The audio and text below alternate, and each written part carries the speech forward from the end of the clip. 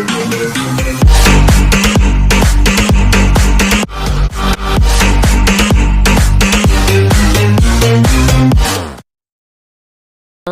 balik lagi sama gue di channel Nabil.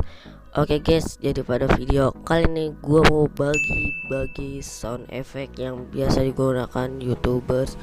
Oke, buat kalian yang mau downloadnya, linknya ada di deskripsi video beserta link ZR Receiver yang akan menuju ke Google Play Store.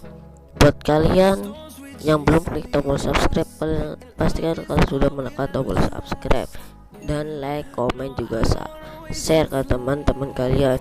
So, tanpa banyak basa-basi, langsung aja kita ke videonya.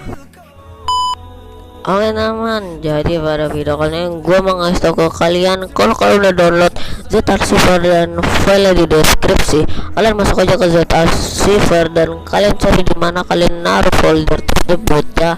Karena kalau kalian download dari Google Chrome, kalian bakal masuk ke folder download. Kalau kalian download di UC browser, kalian akan masuk ke UC download.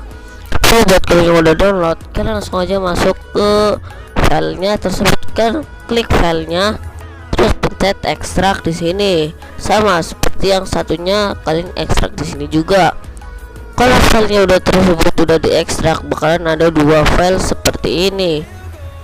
So, kalian masuk aja ke filenya. Banyak banget dah sound effect yang kalian dapatkan.